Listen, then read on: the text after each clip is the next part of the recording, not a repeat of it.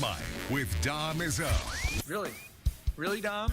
I like what Dom's doing. Okay. Dom Izzo. Jeez, come on, Dom. What do you think I am, a magician?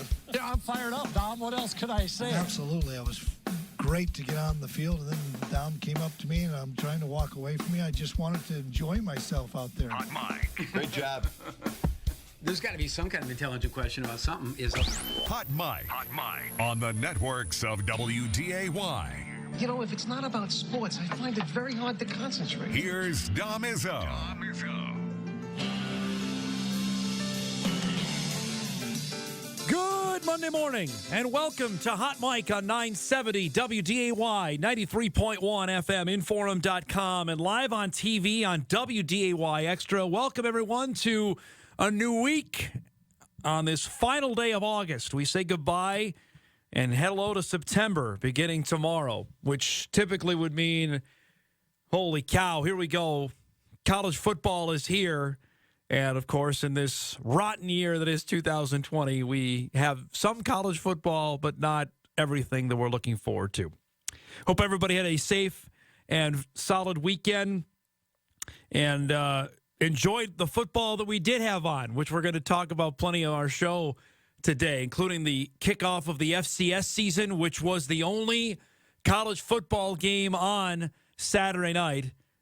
To my delight, the national media was diving into this game much more so than I ever expected, that they had never seen an FCS game before, which I put out the sarcastic tweet that, yeah, they've got uniforms and scholarships and everything for folks that had never seen Central Arkansas and Austin Peay play. And we'll get to that coming up later in the show. We also had North Dakota high school football in the bright lights on Saturday night with Bismarck Century and Bismarck Legacy, an entertaining game, a game that looked like it was going to be a boat race to start, and then turned into a pretty entertaining tilt.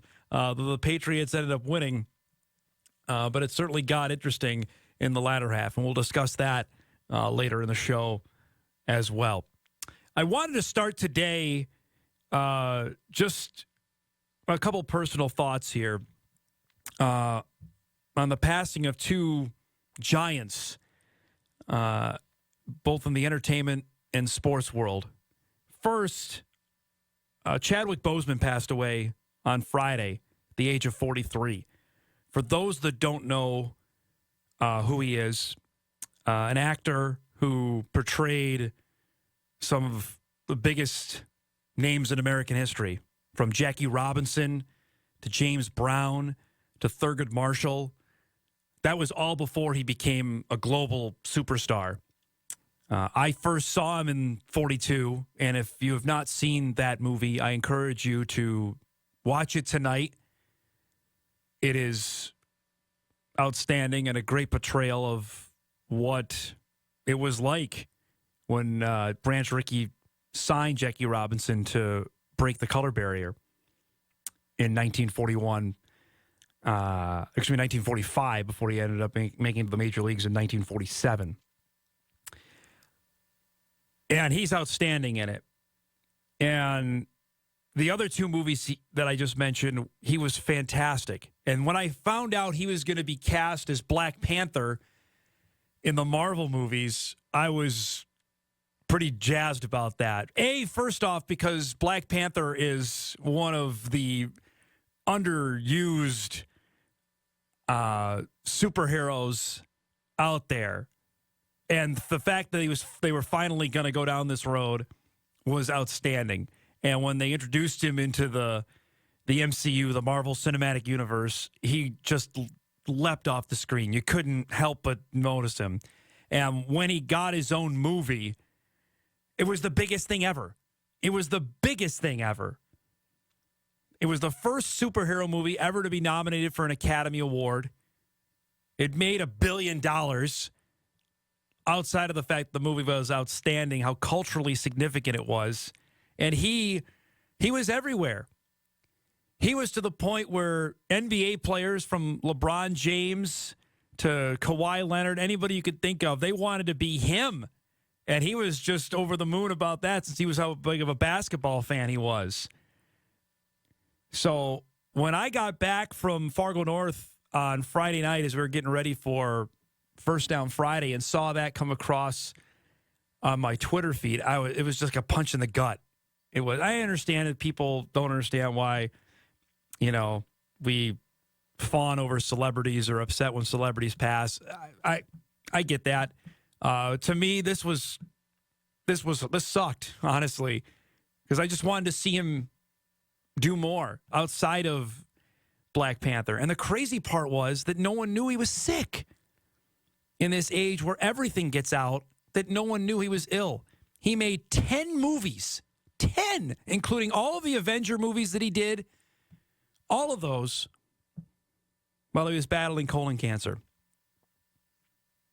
And that was obviously very sad. I know last night on WDAY, they aired Black Panther in its entirety, which was fantastic. It's a movie, when my son is old enough, I hope he'll sit and watch with me because of how significant it is, much like how significant Wonder Woman was a couple years ago and how it shattered records. This one, maybe even more so, because no black man had ever had that sort of attention on him in a movie.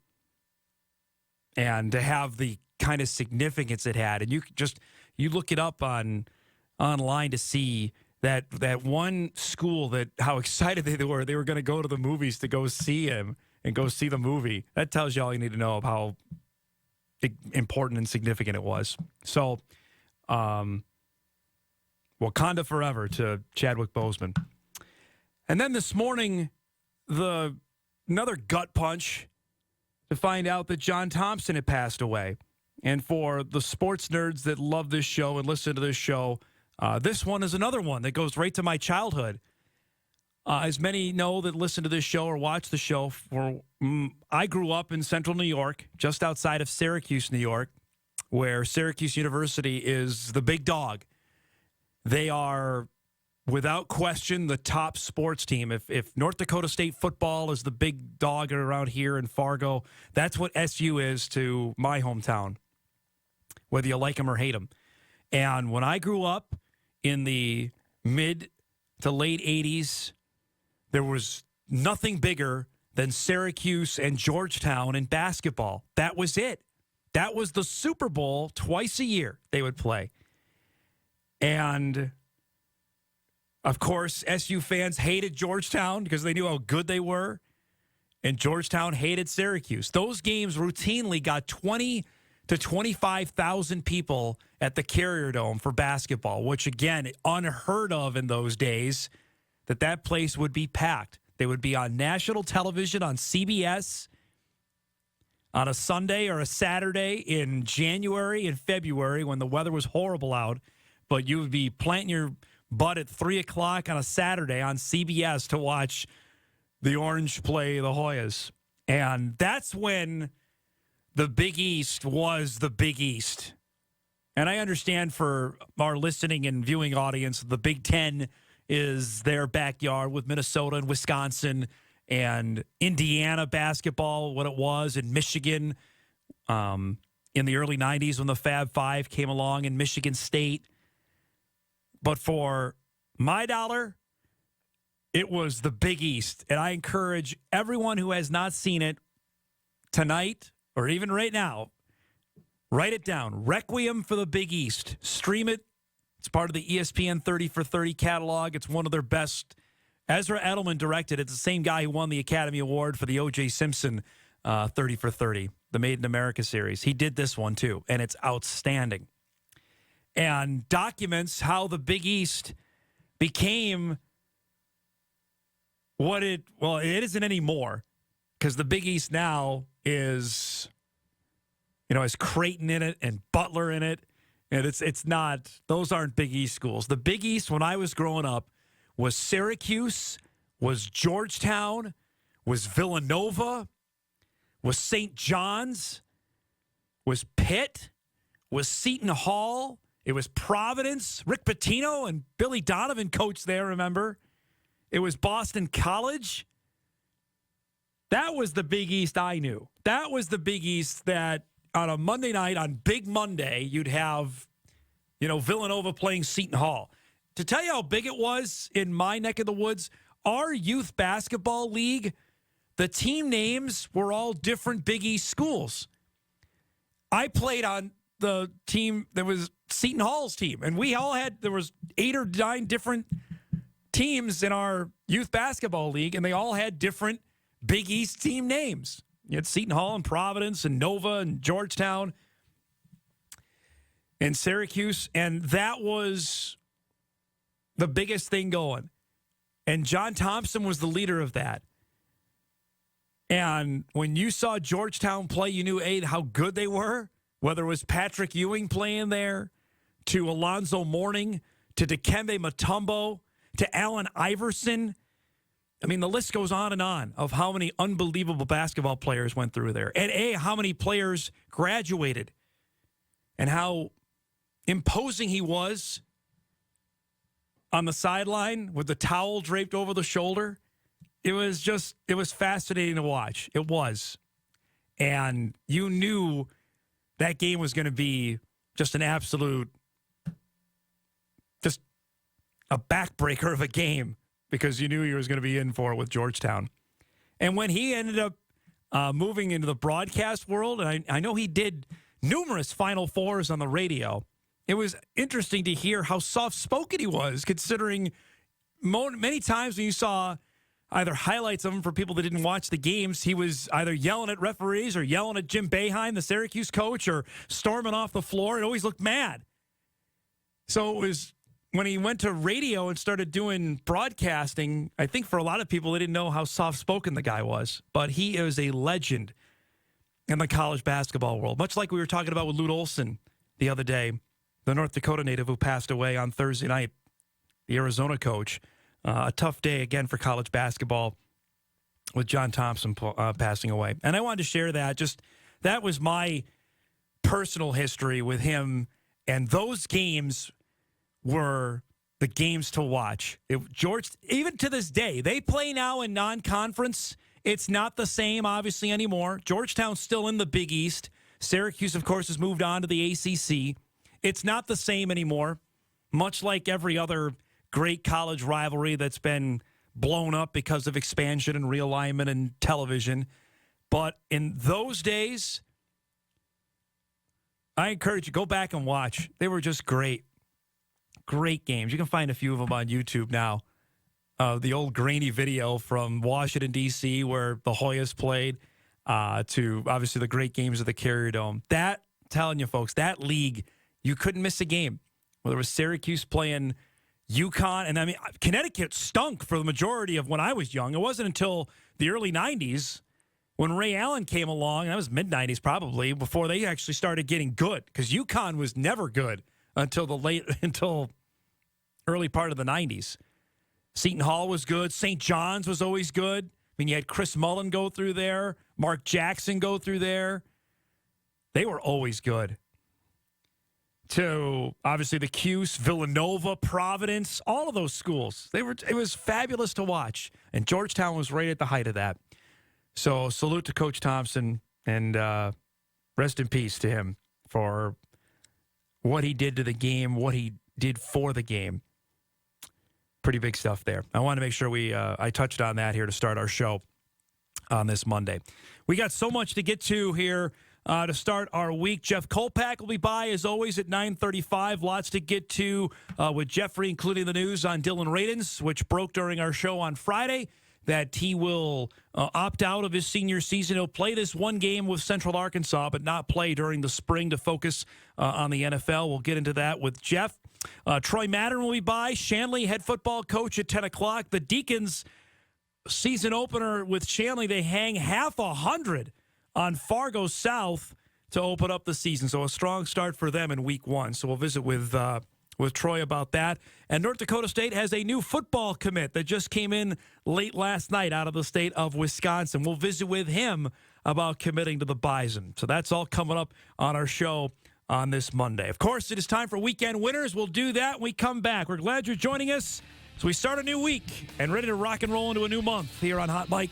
Back after this on 970 WDAY and on WDAY Extra.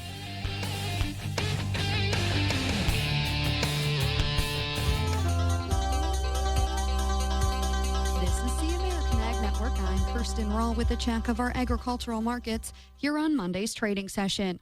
Livestock futures on the Board of Trade have begun trading this week. On a higher note, the upticks run counter to last week's trend lower, but will likely be a blip as livestock futures continue to shed value following the Labor Day holiday. August live cattle are trading 62 cents higher at 103.85. The October contract up 22 at 105.12. September feeder cattle down 65 at 139.37. The November contract down 57 at 140.02.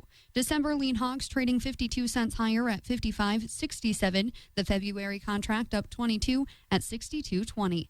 I'll have the grain and oilseed sector up next on the American Ag.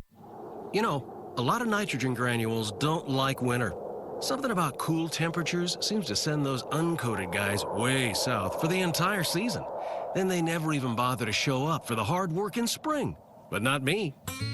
Thanks to my ESN polymer coating, you can send me out to the field late in the fall, and I'll be ready to work hard when spring arrives. Neither snow, nor rain, nor heat, nor gloom of night will stop me from delivering the nitrogen your crops need when they need it most. I'll be on the job up to 80 days after spring warm-up, until the work is done. And it works out better for you, too. Put ESN Smart Nitrogen down in the fall, and you don't have to worry about trying to get into wet spring fields. Once the weather warms up, you focus on planting, and I'll worry about feeding your crops. And really, isn't it time you fall apply a smarter nitrogen granule? So, come check me out at smartnitrogen.com, and let's start working on your best spring ever this fall. Chinese buyers have procured 596,000 metric tons of U.S. corn for delivery in the 2020-2021 marketing year. The USDA says this extends last week's streak of large corn and soybean export purchases by China. On the Board of Trade, December corn trading 2.5 cents higher at 361 3/4. The March contract up 1.5 cents at 370 3/4. November soybeans trading 9 cents higher at 959 1/2 cents. The January contract up 9 at 965 1/4. September Minneapolis spring wheat up 6 at 524 1/2 cents. The December contract up 5 3/4 at 545. September Kansas City wheat trading 14.5 cents higher at 474 3/4. September Chicago wheat up 8 1/4 at 547 1/2 cents. In the outside markets, the Dow is down 199 points. The Nasdaq Composite up 35. S&P down 4. I'm Kirsten Rawl for the American Ag Network. Next ET, Gaga, Ariana, Miley. Everything you didn't see from this year's historic MTV VMAs. It's gonna look different than you've ever seen it before. Then, hey guys, Debbie Gibson here, and I'm celebrating my big day with a waltz down memory lane. Only on ET. Our exclusive Inside Debbie's Vegas digs and her milestone 50th birthday plans revealed. Next ET. Weekdays at 6:30 on WDAY WDAZ. The three-row Subaru Ascent. Room for up to 8 passengers. Standard EyeSight driver assist technology. Standard symmetrical all-wheel drive plus up to 27 miles per gallon. Coming from Kelley Blue Book's most trusted and best overall brand for 2020. The three-row Subaru Ascent. Love is now bigger than ever. It's the Subaru A Lot to Love event going on now at Muscatel Subaru.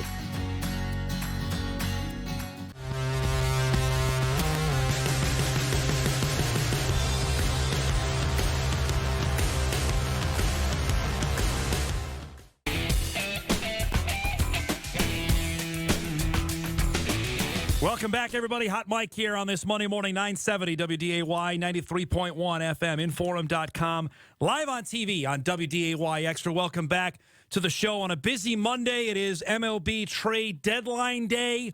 Minnesota Twins have lost 5 in a row, just got swept out of Detroit, and you have to imagine maybe the Twins will make a move. They've got plenty of feelers out there. We're hearing maybe the return of Lance Lynn back to the team.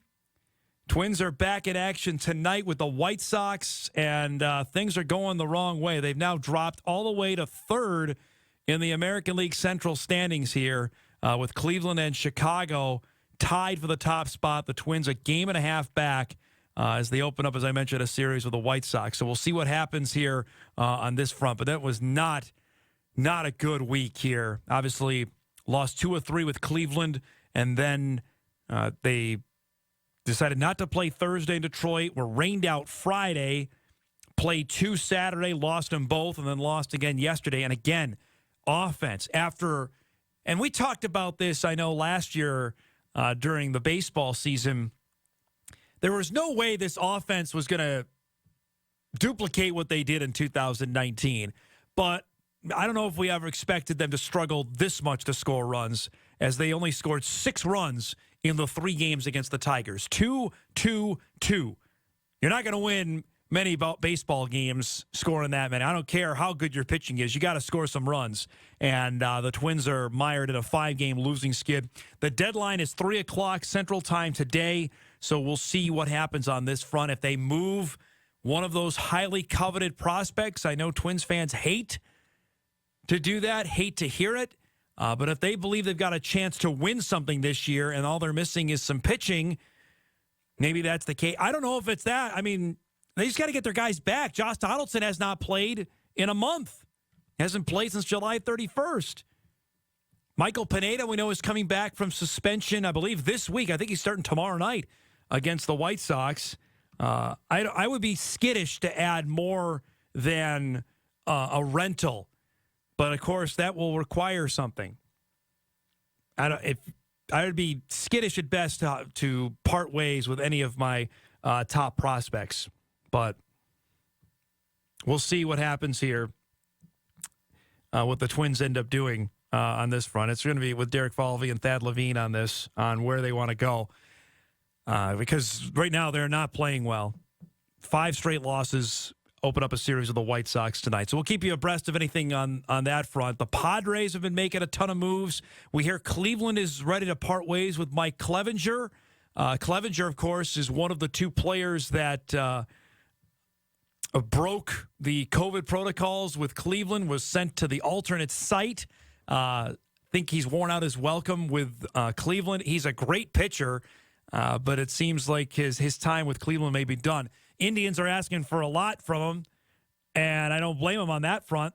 But, again, are you willing to part ways with a top prospect in a shortened season here where you don't even know if you're going to get to the finish line? Baseball has motored through here despite numerous teams having COVID issues.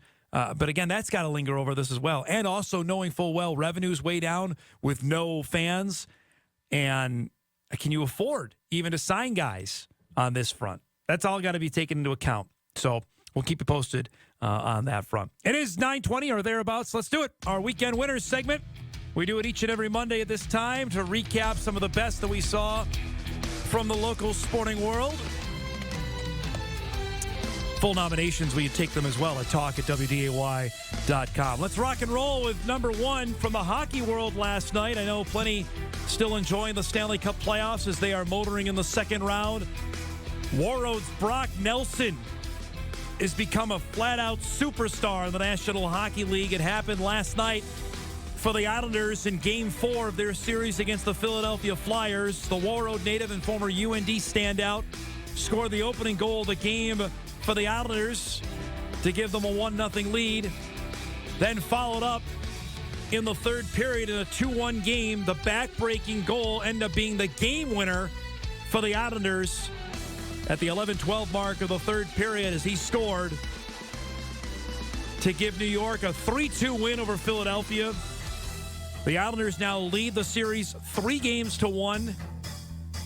They are a win away from their first conference finals appearance since 1993. 27 years since the Islanders last played for a conference championship. They lost to the Canadiens that year. That was the year of Pierre Turgeon and Pat Flatley and Glenn Healy and Ray Ferraro. As a diehard Penguin fan in 1993, I was devastated when the Islanders beat the Penguins to stop Pittsburgh's chance at a three-peat.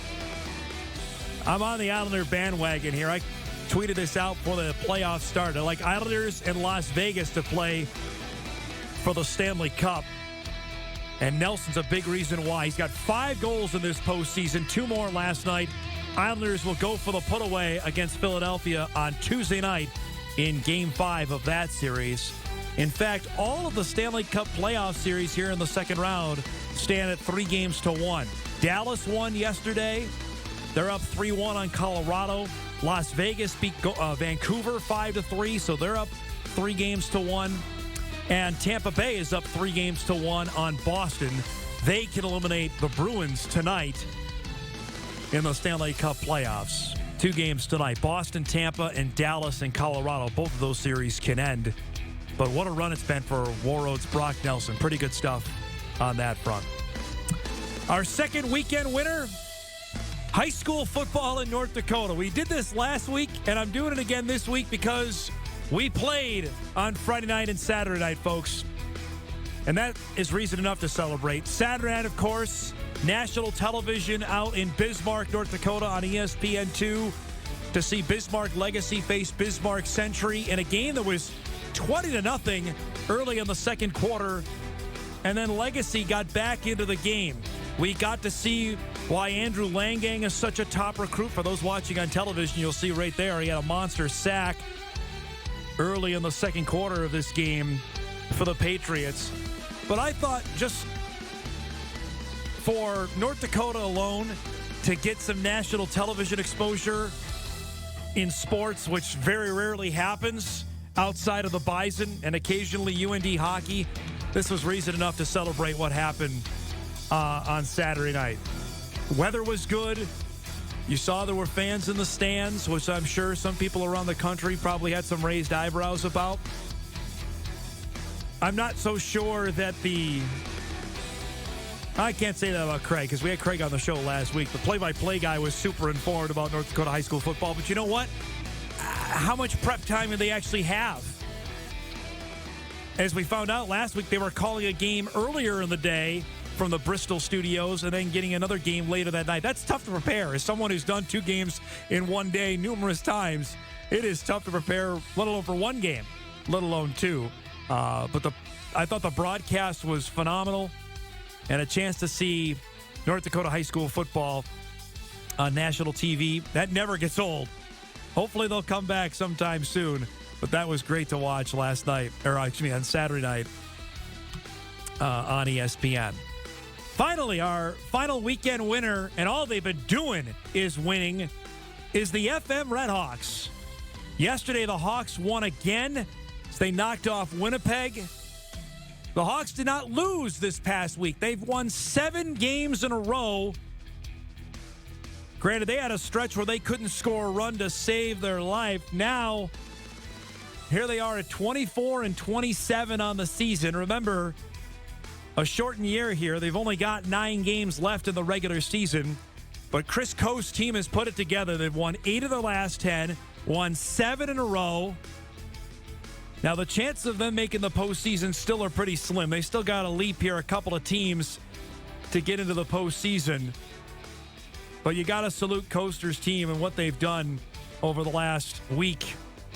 Matt Tomshaw was great, pitched his 3rd complete game of the season yesterday as they won by the final count yesterday in this game of 7-2.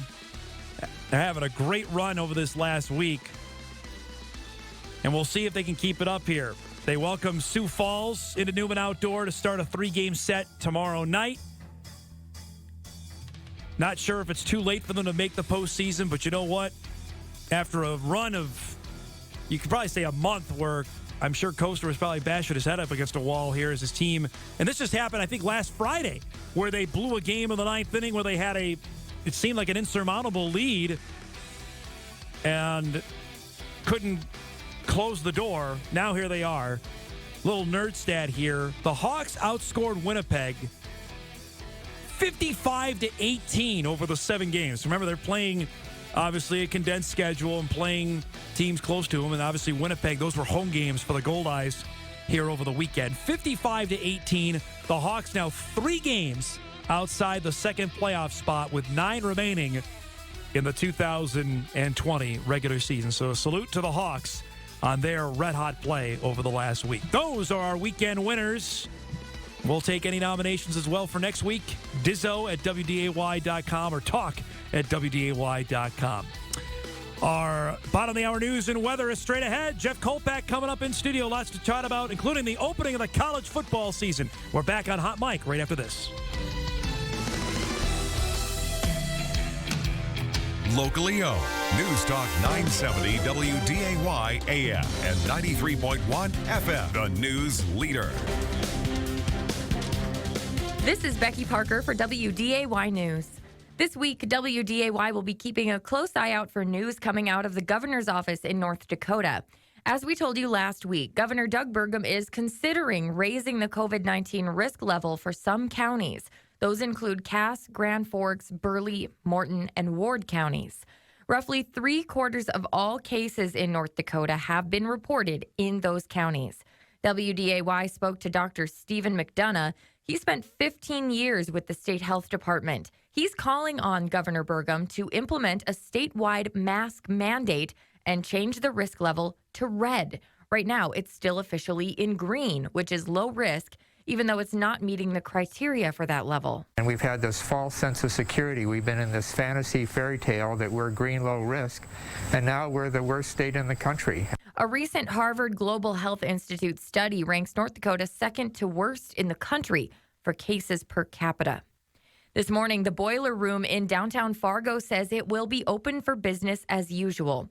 The restaurant closed early yesterday after finding out several employees were exposed to someone with COVID-19. The restaurant's management says those people will be taking time off to await test results. If you plan on eating there, they recommend calling for reservations as staff is now limited. And Main Avenue near downtown Fargo could be completely open by this Labor Day weekend. WDAY has learned the construction that's taken the whole summer to complete is a month and a half ahead of schedule. The original completion date was in mid-October, but now they say it will be done by Saturday. Workers just need to get streetlights up and do some underground fiber optic work for the traffic signals. I'm Becky Parker, WDAY News. WDAY Storm Tracker Weather is brought to you by Lakeland General Store on the corner of Highways 34 and 59 Dunvilla and online at lakelandgeneralstore.com. WDAY Storm Tracker Weather. Mostly sunny out there for your Monday, just breezy. A good healthy wind out of the west-northwest at 15 to 30 miles an hour. Pushing in some cooler air and keeping our temperatures sub 70. We're looking at 69 for an afternoon high. Overnight tonight, partly cloudy and cool. Low down to 51 degrees, and the wind turns around to the southwest. Tomorrow, that wind picks up out of the south-southwest at about 15 to 30 miles an hour with some stronger gusts. That's going to push in some warmer air, and the first day of September will top off at 77 under a mostly sunny to partly cloudy sky.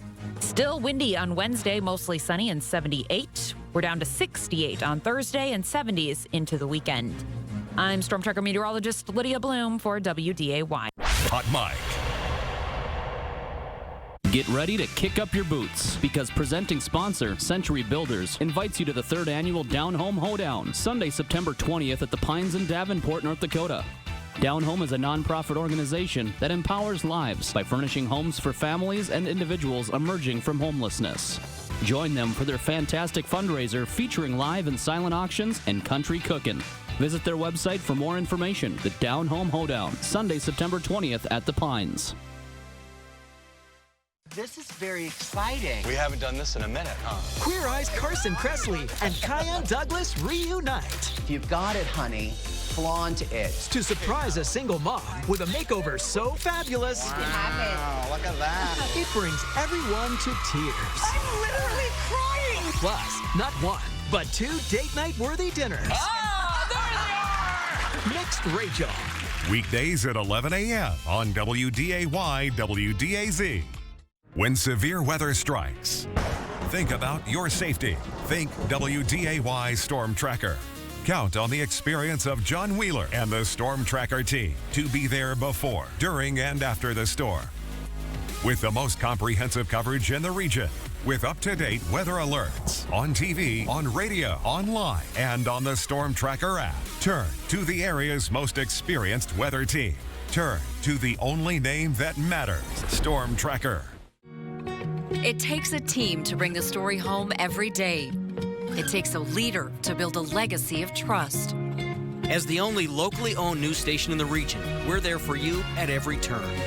We're your neighbors, telling the stories that matter because your community is our community. So when you need to reconnect, remember that we're working every day, just like you. Trying to make a better tomorrow. WDAY News, the only locally owned news station in the region. Whatever the crime. You never come to work thinking you're going to see something like that. Whatever the motive. If he couldn't have her, no one was going to have her. Whatever it takes, answers to mysteries will be revealed. Question is, who's going to benefit by these two deaths? I remember falling to the floor. He was finally caught.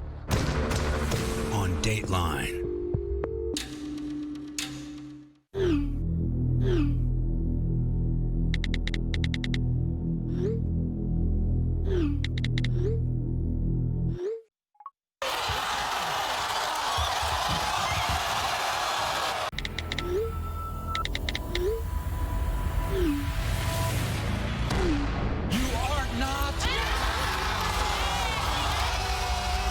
Put down your phones.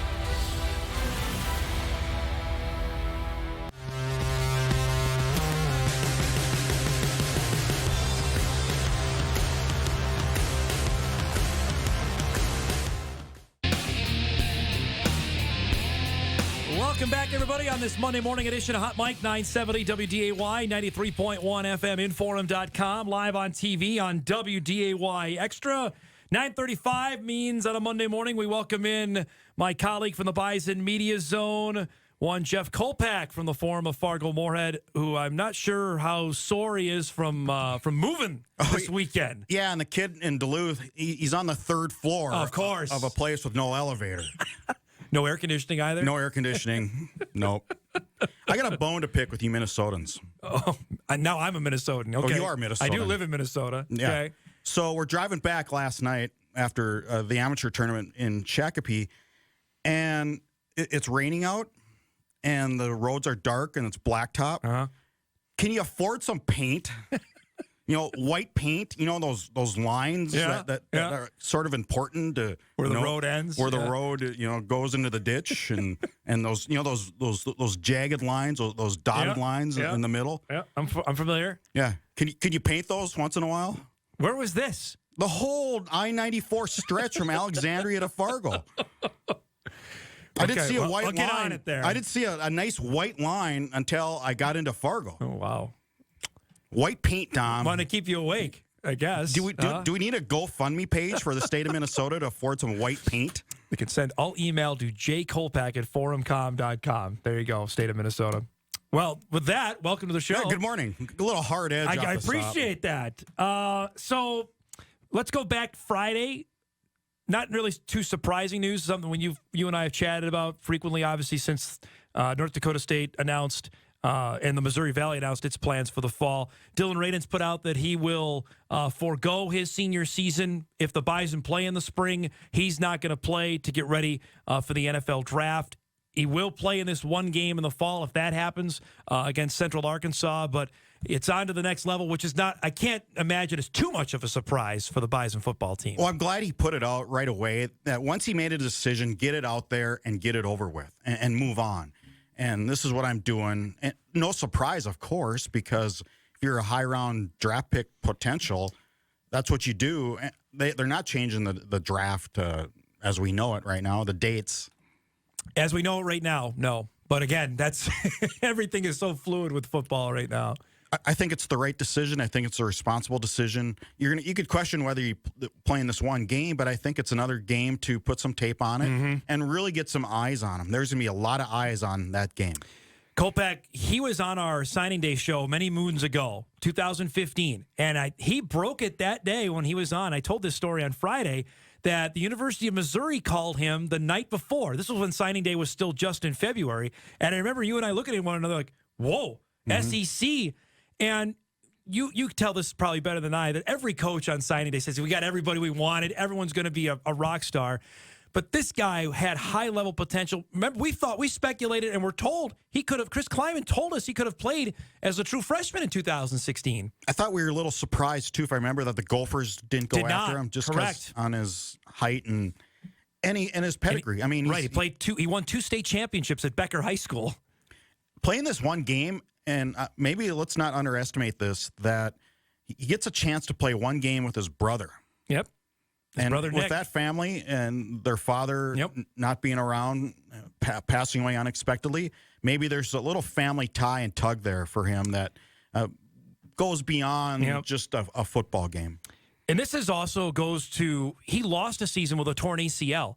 And that, to still have this kind of draft momentum for that position says a lot about his willingness to go back on the field and athletic ability, Kolpak, because guy gets a torn ACL at left tackle.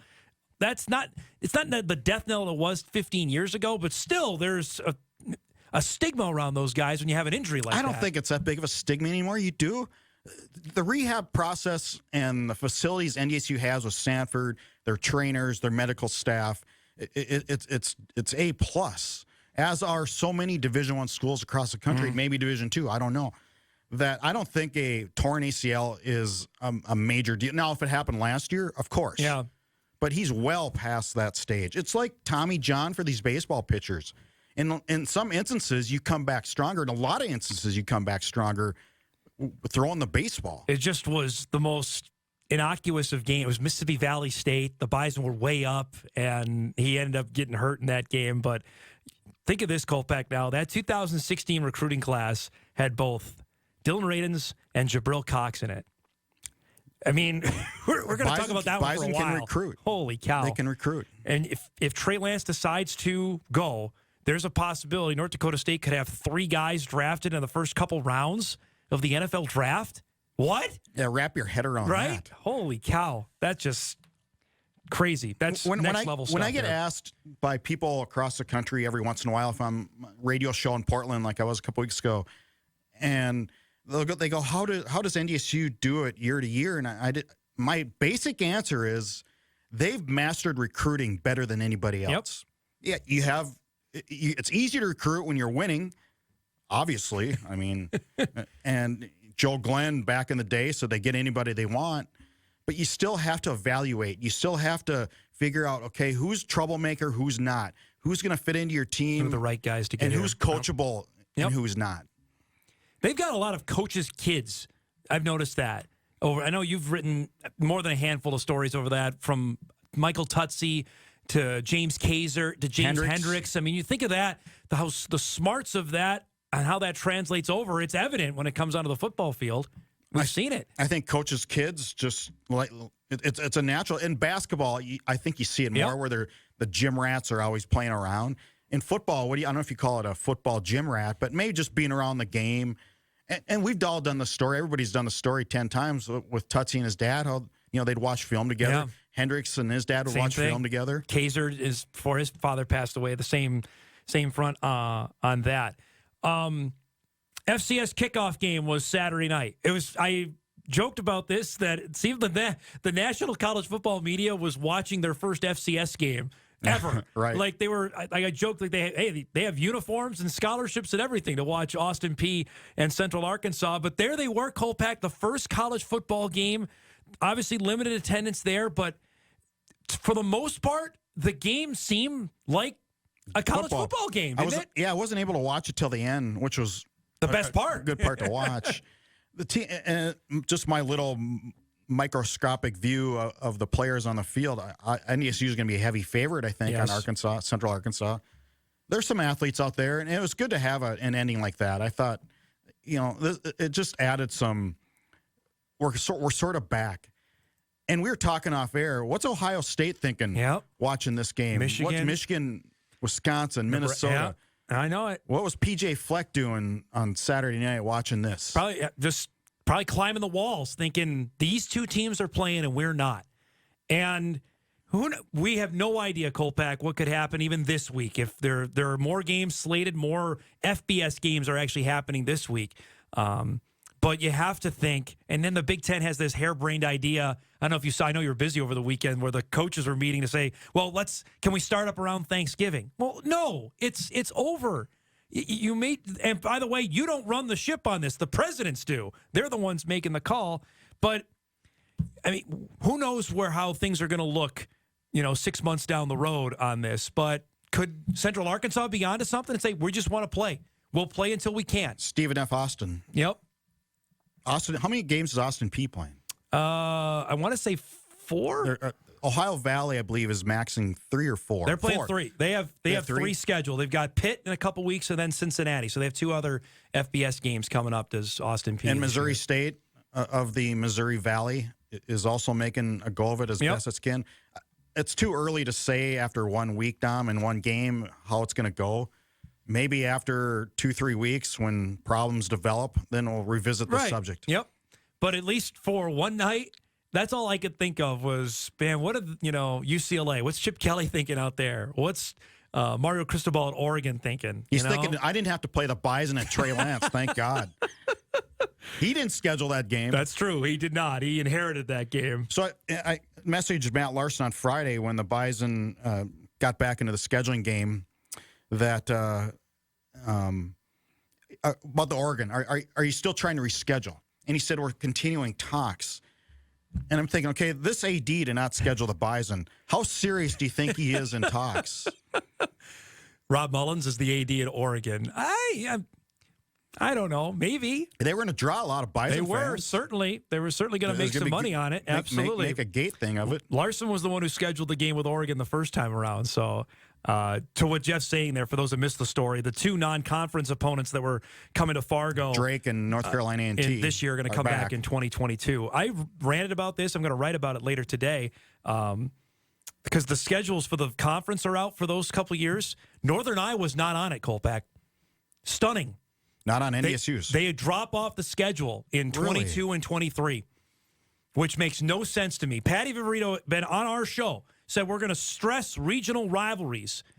That's a regional rival. Who's still on it? Youngstown. They've played the Bison every year since NDSU got into the league in 2008, but they're staying in Northern Iowa. That's terrible to me. UNI should be on every single year, in my mind. The Dakotas and Northern Iowa. It's stunning. It is. It's disappointing. Most State drops off, too. The Bison have played Missouri State every single year, I see too. that. That's fine. That's fine. But Northern Iowa Southern should Illinois, stay. Youngstown. Western, right. Those should all drop off. Let's break here. We come back. A fun date in Bison history to look back on with Kolpak. I'm sure he's already going to probably be sweating when I ask him about it. We'll talk about it when we come back and wrap up Hour 1 right after this.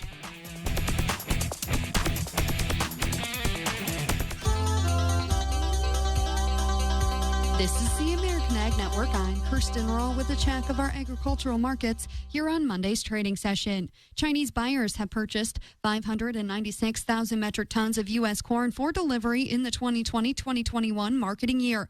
That, according to the USDA, this extends last week's streak of large corn and soybean export purchases by China, one driver of higher futures, along with dry weather in some U.S. crop growing areas. Corn futures are at their highest level since March. Traders are still injecting caution into their outlooks. On the Board of Trade, December corn trading a 1.5 cents higher at $3.60 3/4 cents. The March contract up 3/4 at $3.70 1/4. November soybeans up 7 fraction at $9.57 3/4. The September contract up 8 3/4 at $9.59 1/2 cents. September Minneapolis spring wheat trading 7.5 cents higher at $5.26. December up 6 fraction at $5.45 1/2 cents. Kansas City wheat September up 15 at $4.76 3/4. September Chicago wheat trading 8.5 cents higher at $5.47 3/4. I'll have livestock up next on the American Ag. I can't get my computer to work. Let me help you with that. How'd you do that? I just got techie with Geeks on Site. Our geeks literally come on site. No need to stop what you're doing or block off time. We come to your home, office, or wherever you are. And we don't just fix whatever computer issues you might be having. We explain and teach you along the way so you can feel empowered and then help others at home or in your office. Better yet, don't have time for tech support to come to you? Let us remote into your desktop or laptop, and one of our geeks will instantly walk you through. We offer affordable prices on our remote remote services and IT support. You and those in your office will never have to wait hours to have your technical questions answered. Get your free computer diagnosis today with your very own geek. Get started now and we'll help you instantly. Call 866-967-3879. 866-967-3879. That's 866-967-3879. Livestock futures on the Board of Trade have begun trading this week on a higher note. The upticks run counter to last week's trend lower. On the Board of Trade, August live cattle trading 6 and a fraction higher at 103.85. The October contract up 32 at 105.22. October feeder cattle down 37 at 139.80. The September contract down 30 at 139.72. December lean hogs trading 40 cents higher at 55.60. The October contract up 47 at 54.12. That's a check of your agricultural markets here on Monday's trading session. I'm Kirsten Rall for the American Ag Network. Breaking news. As the coronavirus pandemic continues, we have the latest details on how to keep you safe, what you need to know today, and how it will affect you tomorrow.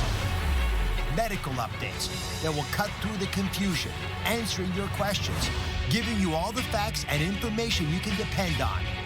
The Dr. Oz Show, your trusted coronavirus headquarters. Weekdays at 3 p.m. on WDAY WDAZ. Dear Tech, you start us. You guide us. You talk to us. And look out for us. The best part? Your Apple CarPlay is standard on more Toyota models than any other full-line manufacturer. Let's connect, Toyota. Get 0% APR on 9 models or $1,500 customer cash on Toyota's best-selling models. Find yours at buyatoyota.com. Toyota.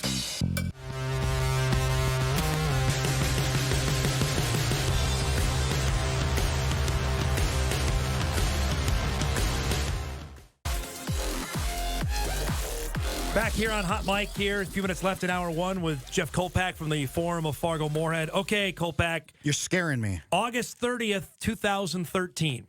It was 7 years ago yesterday. Kansas State. What immediately comes to mind? 110 degrees.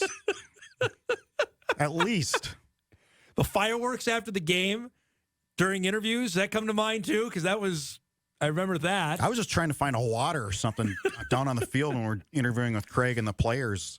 I remember we were one of the last ones down there, and we saw him walking past us, and he went back out onto the field to an empty stadium and just sat there. I think he was sort of tearing up. He's definitely emotional. Yep. I know you wrote about this in your book. Yeah, I think absolutely. Because that game or that stadium was really the game where he got fired as a Nebraska defensive coordinator. That was the end of the line for him for whatever reason. So I think there was a bit of redemption in him when he went back out and probably just thought about the way his career evolved. And he went from getting fired to pulling off one of the biggest upsets in FCS history. And you have to think maybe in the back of his mind that maybe he would be coaching there someday. And it's ironic that his defensive coordinator that day is now the head coach there, isn't it? I mean, it's so odd how things played out after that. There's no question that he had his mind. Absolutely. He wanted to go to Wyoming, turn that around, which he did to a pretty decent degree and has done that. And then use that as a stepping stone to the Power 5, to the $3 million a year job, $16 million package, big time football. There's always a big part of me. I mean, he played at Nebraska. Even though Nebraska's in the Big Ten, it's a Big 12 school. He's a Big 12 guy. Well, I thought that day is just, and it gets overshadowed obviously, but the August 30th, 2014 shouldn't be forgotten either because that was the Bison opener at Iowa State. And how that game played out after being down 14-0, and obviously the debut of Carson Wentz. That was Carson's debut. Yeah. Getting back to the K-State game, I predicted that game. Remember when I threw water? I do, yes. I simulated the coach getting the water jug, the Gatorade bath. So I took some water at the end of the show and doused Big E. He was not. It cooled him off, I think. Yes. It was 115 when we were doing our show in the tailgate lot. He was a little nonplussed on that, no doubt. We got a roll here. Tour Championship is up this week on the PGA Tour. Tom Hoagie will not be part of it, but Kolpak, he finishes the season because it ended yesterday. $1.8 million he made on tour this year. Obviously, the stoppage hurt his momentum. He did not play it nearly as well as he had the final 8 weeks of the season. He struggled on some weekends down the stretch here, but he's got to take a look at the season as a whole because there's a career high in FedEx standing, career high in earnings, career high in top 10 finishes. Made another major, the PGA Championship, and played again and the U.S. Open. Yep. And he earned his way into it. He didn't have to go to a qualifier. Correct. He earned his way into those two, which is another career high. So hopefully he can just take that season as a whole and say, okay, it's a personal best. I got to build on that. I'll take a few weeks off after the U.S. Open and get. Well, they don't have much time off. No, the schedule is they go right back into the 2021 season starts right after the U.S. Open. You got to quickly reboot. So the fall, he's really played well. I might go and predict he might win. He likes playing in that time of year, so we can see what happens. That's on North Dakota roots. Great stuff, my man. Have a great week. Have a great week, Keith. That's Jeff Kolpak from the Forum of Fargo-Moorhead. We'll start hour 2 of Hot Mic right after this. Capital One checking and savings accounts have no fees or minimums and a top-rated banking app that lets you manage your money anytime, anywhere, even from your favorite hiking trail. With Capital One's app, you can check your balance, deposit checks, pay bills, and transfer money from wherever you are, anytime you want, even when you're cooking dinner. Open a fee-free checking or savings account online in about 5 minutes. This is banking reimagined. Capital One, what's in your wallet? Consumer accounts only. Approval required. Terms apply. Capital One NA, member FDIC. Microban 24 protects against Staphylococcus aureus and Enterobacter aerogenes bacteria, but does not provide 24-hour protection against viruses. Every time you touch a surface, you leave behind bacteria. To keep surfaces sanitized all day, use Microban 24. Spray on hard surfaces to kill 99.9% of viruses and bacteria initially. Once dry, Microban 24 is effective for 24 hours on bacteria when used as directed. Microban 24 sanitizing spray, bathroom, and multi-surface cleaner. Liberty Mutual. I lost a ton of weight, 93 pounds. I feel good, I look good. 75 days on the program, I've lost 53 pounds, 41 and a half inches. You're not hungry. If you've got that, don't worry about that. Healthy Systems USA. When severe weather strikes, think about your safety. Think WDAY Storm Tracker. Count on the experience of John Wheeler and the Storm Tracker team to be there before, during, and after the storm. With the most comprehensive coverage in the region, with up-to-date weather alerts on TV, on radio, online, and on the Storm Tracker app. Turn to the area's most experienced weather team. Turn to the only name that matters, Storm Tracker. It's the final days of the Ford Summer Sales Event.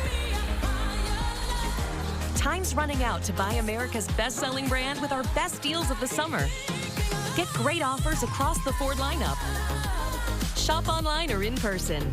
But hurry while selection is best. The Ford Summer Sales Event ends September 7th. For a limited time, get $4,500 total cash on Fusion. That's $4,500 total cash. Only at your local Northland Ford dealers. On the next Tamron Hall, good advice you won't want to turn down. Megan Murphy, the so-called hack queen, is confident she can make all of our lives better. I'll talk with her. And a wardrobe reset? Why one style expert says dumping our loungewear will make us feel an emotional boost. And after 10 million people watch this YouTuber cover her dark eye circles with an unexpected ingredient, a new beauty brand was born. We put it to the test. All of that and more next Tamron Hall. Weekdays at 2 p.m. on WDAY, WDAZ. When the game ends, we're just beginning. Sports Sunday. The award-winning WDAY sports team dives into the biggest sports stories throughout the region. This has affected every single person in our world somehow, some way. Get to know the athletes behind the major plays. We want to play, and people will be watching on TV, cheering, and we'll make the best of it. Sports Sunday. Sunday nights at 10:35. The goal is to get the stranger to say that your crazy wedding proposal is ready to go. Can I run the proposal by you? After losing my wife 3 years ago, I thought I'd never experience love again. I've learned from my mistakes, and another incident resulting in a fatality is highly unlikely. Julie, will you marry me? You know what? What? Cut Tell that me. fatality part out. Cut the fatality part out? From the mouths of babes! Wow. Impractical Jokers.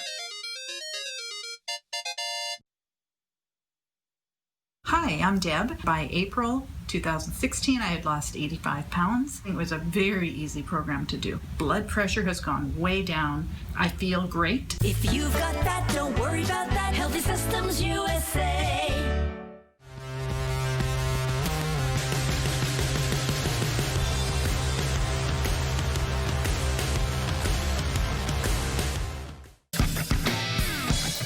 This is Hot Mic on the networks of WDAY. Here's Dom Izzo. Welcome back, everybody. Hour 2 of our show beginning on this Monday morning on 970 WDAY, 93.1 FM, Inforum.com, live on TV on WDAY Extra. Our thanks to Jeff Kolpak, as always, stopping by each and every Monday. Email into the show. Dom, does Hoagie get to play in the Masters? He did not qualify to play there. I asked him that specifically when he was here for the Play It Forward Challenge, because that was in May, and obviously the Masters was set to be in April. But they did not change any of their qualifying rules, despite the fact the PGA season was continuing and the Masters got moved to November.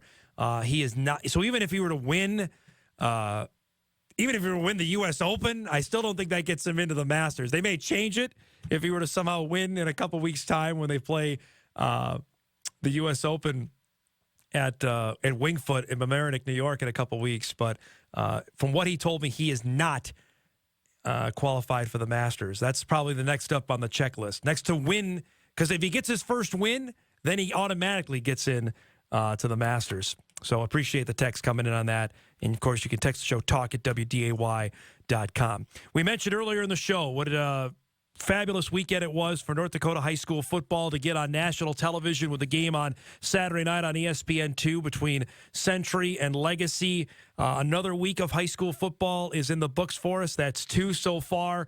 And the big schools got a chance to play on Friday night. 2A and 3A schools. Opening week of the EDC was filled with some interesting results. We, of course, had the game at Fargo North that came right down to the wire where the Spartans nearly tied it on a 2-point play late.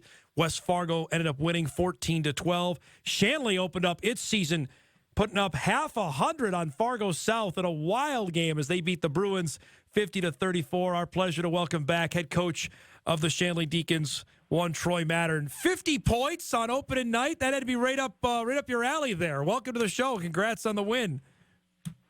Thanks, Dom. I appreciate it. Yeah, that's my style of football, no doubt. But it was kind of a crazy game. You know, we scored on all aspects of the game: defense, special teams, offense. So, you know, we got a lot of work in with all the different parts of the game. So, yeah. But at the end of the day, we're just happy to be 1-0. Tell me about we talked about this. You and I did a few weeks ago about what it was going to be like. What was it like running out in the field and hearing the anthem? Your emotions. What was it like was it different compared to past opening nights?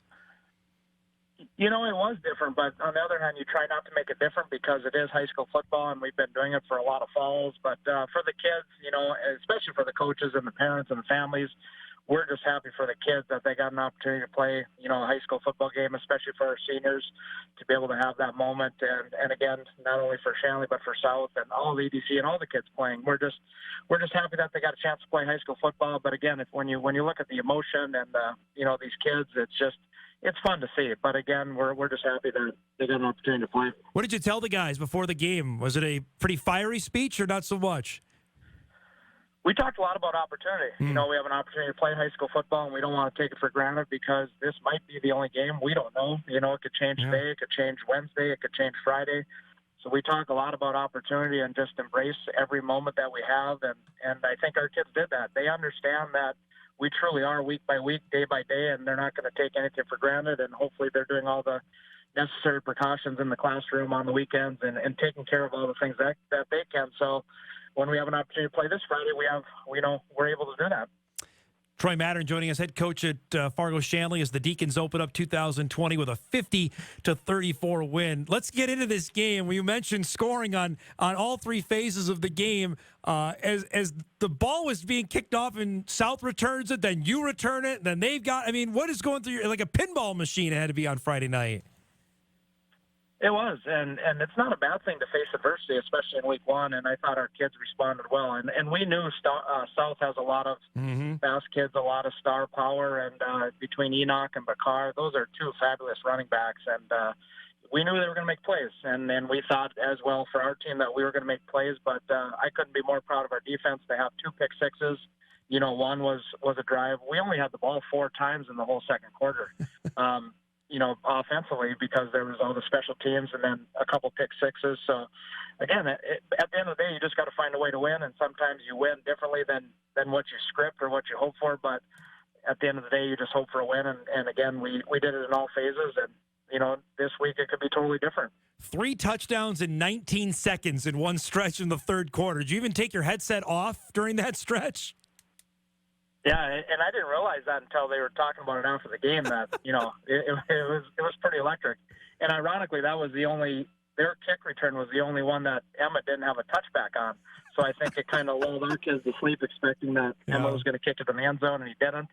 And 97 yards later, he's in for a touchdown. But again, you're going to face those adversities on a Friday night, and the way our kids responded, you know, we had a chance to put them away a couple different times. We're up 38-12 at one point, then we're up 40-20. We just got to find ways to make sure we're closing out those games and not making it. You know, they cut it to a 2-possession game. So when we have opportunities to put the games away, we just got to find ways to do that. And with a veteran team, we expect that. So hopefully our kids learn from it.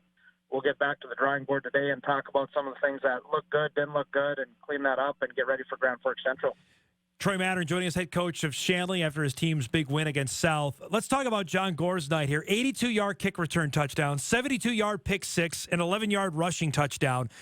Did he also clean all the jerseys after the game? Because he pretty much did everything for you on Friday night. Well, we couldn't see him because he's so little. He probably was doing that, but you know, he's.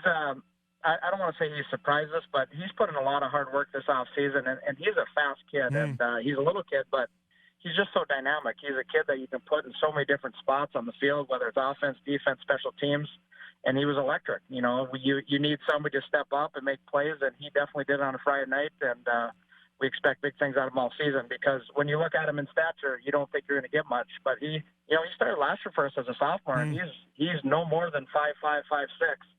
But he plays like he's 6 feet. He plays older. He's a strong kid, you know. But, yeah, what a great opportunity for him. And it was an exciting night for him as well. Describe the night your quarterback had. Cooper Mattern passed for 144 yards, a long touchdown pass, had a touchdown run as well. How do you evaluate how Cooper played on Friday night? You know, we saw a lot of good out of Cooper. He was very efficient. He was 14 for 17, which is nice. You know, we really made an emphasis this year that his completion percentage goes up. We want to make sure we're 65 plus, and he was this week. But again, just making sure we're getting the ball to the playmakers. And I thought his poise in the pocket was good. Running the ball, he did well. But there's things to work on. You know, we got some things to improve on route running and getting that spacing. But for our first game, again, EDC game, and, you know, he hasn't played football in a while.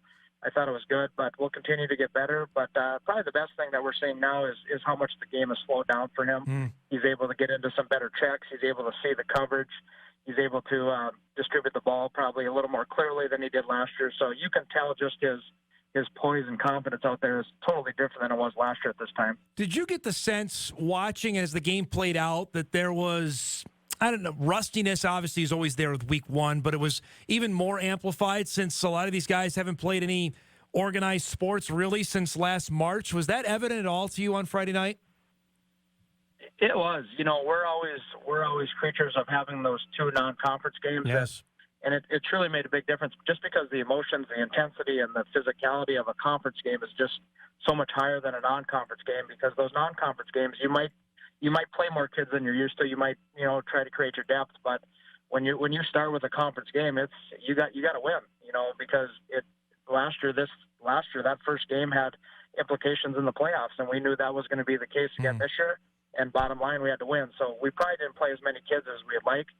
So again, when you're playing, you know, not as many kids, there's going to be some kids that are tired or rusty and face adversity. But I think all in all, we responded well. But I think both teams, there were some things that, you know, are probably not conducive of things that we'll do all season. Hopefully we'll get those cleaned up. But you got a game under your belt to go back to the film and look at things. But I think there was a lot more good than bad, and I think probably Fargo South would say the same. Did you get a chance at all to watch the nationally televised game out in Bismarck Saturday night?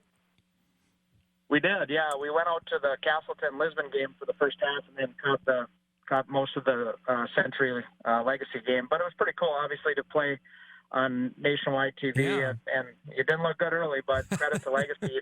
They battled back and made it a game of it, and those are two good football teams. They got some big boys on both sides of the ball, but again, I thought they put a good product out there, and I think it was good representation of what the big schools are like in North Dakota. What do you think I could do for high school football in the state, Troy, to have that kind of exposure on national TV on Saturday night?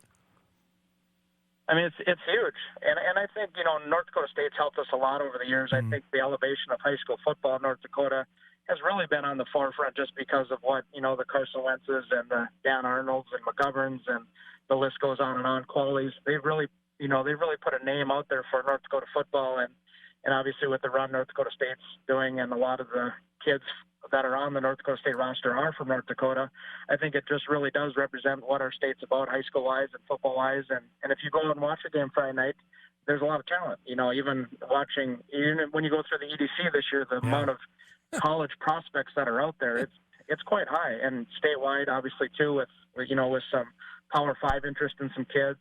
I think we're representing the state well in terms of kids that can play at the next level. Okay, now, was there any opportunity for Emmett to kick anything longer than 50 yards on Friday? And any opportunity that presented itself to you on Friday?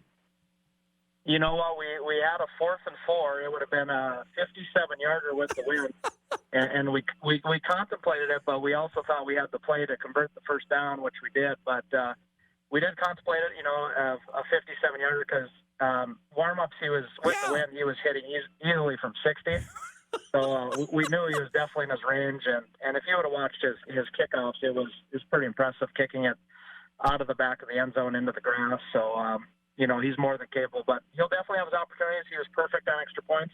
He did make his one field goal that we did attempt for, I think, 33 yards.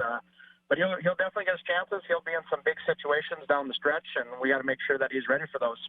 I was going to ask this because I had more people either message me or tweeting me about watching him warm up or watching a kicker than I ever have covering high school football for the last 15 years in this state. What does that say to you when you hear that this kind of attention is on your kicker? It's crazy. We've never obviously had this kind of attention on a kicker, and sometimes we get wide-eyed watching him warm up.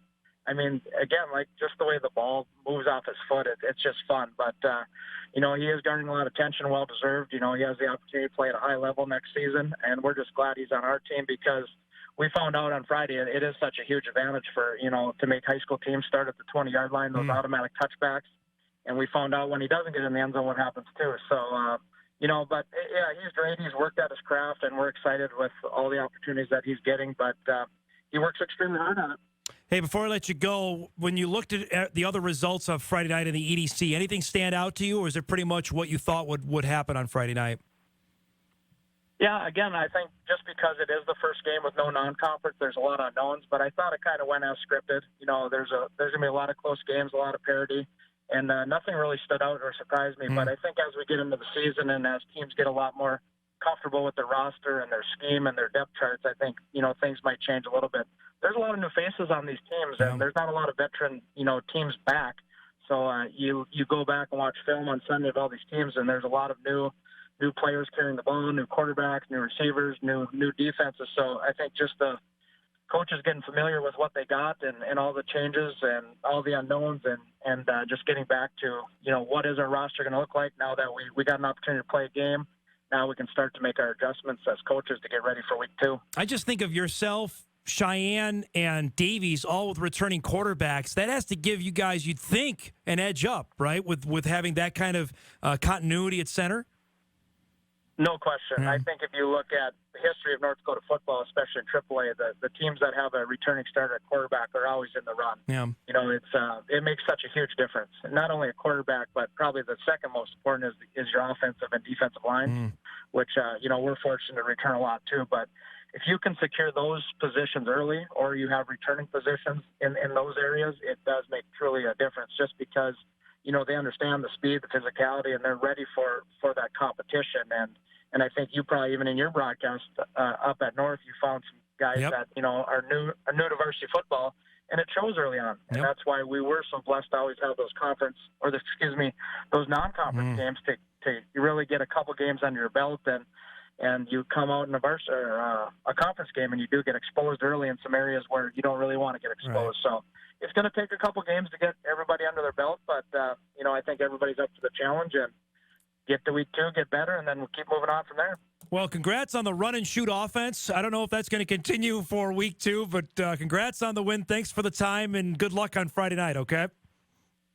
All right, Dom, I appreciate it. Take care. That's Troy Matter, head coach at Shanley, where the Deacons opened up the 2020 season with a 50-34 win over Fargo South. They will take on Grand Forks Central in Friday night's game. Our WDAY Extra Game of the Week this week will be at Fargo South. We'll see the Bruins as they welcome in West Fargo.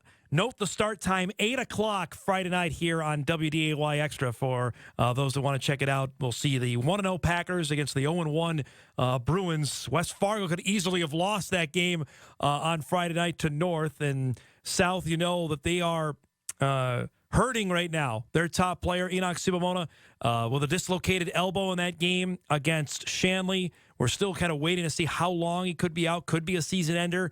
That's something we're working on. Hopefully we'll have an update on our news tonight at 6 and 10 on his status. Obviously one of the commits to North Dakota State, who is just a super, super talented football player.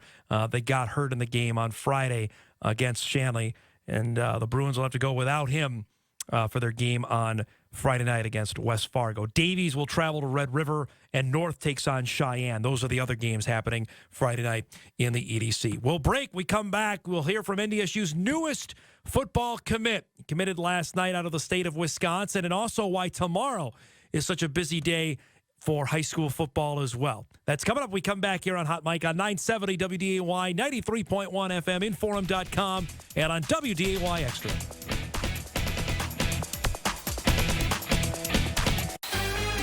Next DT, Gaga, Ariana, Miley. Everything you didn't see from this year's historic MTV VMAs. It's gonna look different than you've ever seen it before. Then, hey guys, Debbie Gibson here, and I'm celebrating my big day with a waltz down memory lane. Only on ET. Our exclusive Inside Debbie's Vegas digs and her milestone 50th birthday plans revealed. Next DT. Weekdays at 6:30 on WDAY WDAZ. The 3-row Subaru Ascent. Room for up to 8 passengers. Standard EyeSight driver assist technology. Standard symmetrical all-wheel drive plus up to 27 miles per gallon.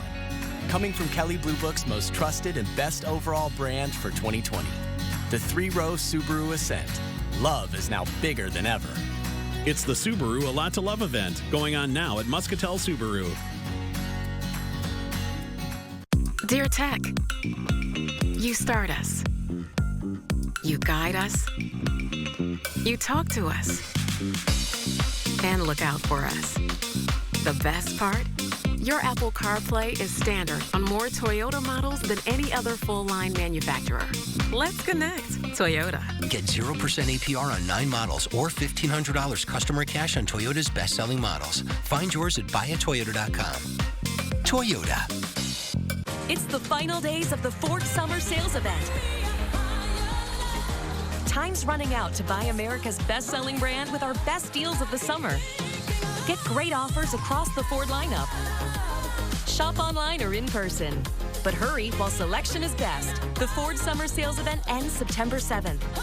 For a limited time, get $4,500 total cash on Fusion. That's $4,500 total cash.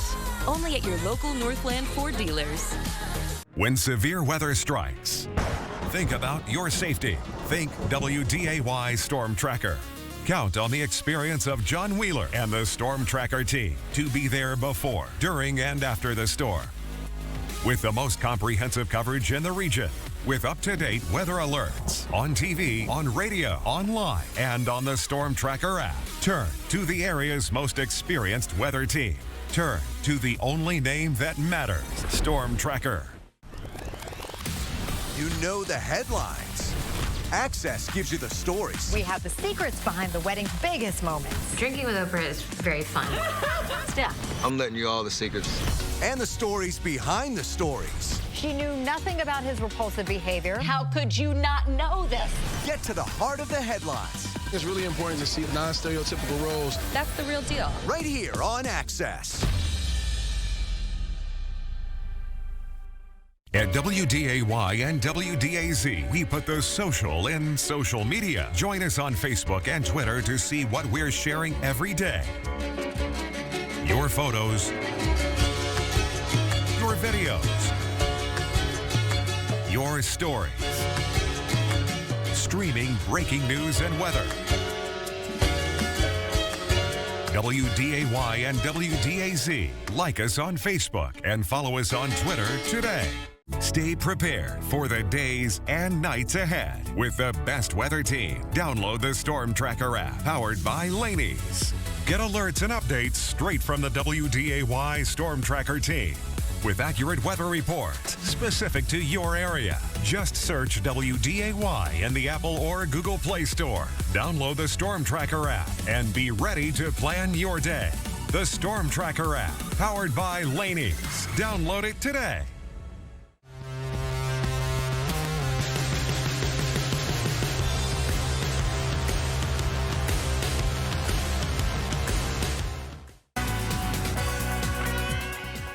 Welcome back, everybody. Hot Mic on this Monday morning, 970 WDAY, 93.1 FM, Inforum.com, live on TV on WDAY Extra. Our thanks to Troy Mattern for hopping on the show, recapping opening weekend for EDC football. We'll get you ready for week 2 coming up later in the week.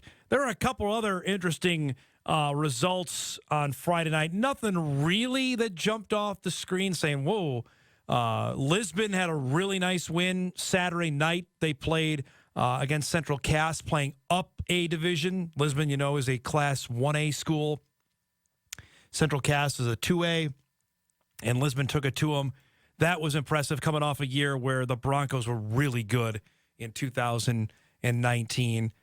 Thompson opened up with a big win over Park River, so solid start for each of those schools. Langdon kept on winning. As they are now 2-0 after they had a monster win over Hatton Northwood on Friday night. So no surprise there, at least in Class A. 2A football, obviously, they had their first weekend of the season. Hillsborough Central Valley opened with a shutout win to start out 2020. Kindred had a big win over Northern Cass to start out that season. Of course, Northern Cass was playing up a class as the Jags are 1A, Kindred is 2A. We had Jim Dooley on the show last week, the Beulah head coach. No surprise there. They opened up with a big win as they knocked off Watford City. St. Mary's opened up with a convincing win over Devil's Lake.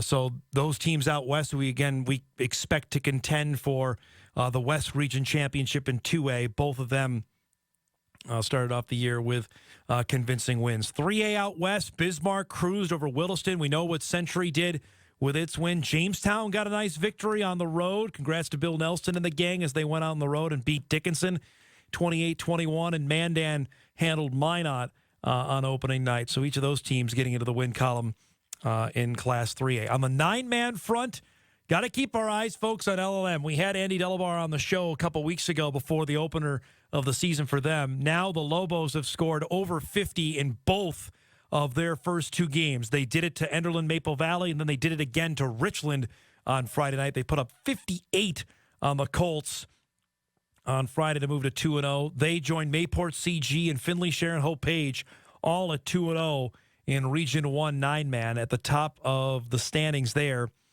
So an impressive start for them. Cavalier won again. They got to 2-0. Out west, Beach is 2-0. Mike Zier's team, give a shout-out to Coach Zier and the Bucks after they won. They're 2-0. Kidder County didn't play this week, the defending state champs. They had a bye. They're back in action. And Lytton HMB, that is going to be really fun to watch out of Region 4 in 9-man out in the western part of the state. So brief recap there, things that were happening on the North Dakota side of things. I mentioned this, and we'll maybe get into this later on the show before we wrap up. Tomorrow, obviously, is a new month as we start September 1st. For those that follow college football recruiting, as I know so many do. But tomorrow, September 1st, is the first day that 2022 recruits can be officially contacted and offered by schools. Which I know what you're thinking. I'm like, wait a minute. We just started, we're in 2020. You're telling me 2000, and I'm telling you, yes. So these are guys that are about to start their junior year of high school, okay?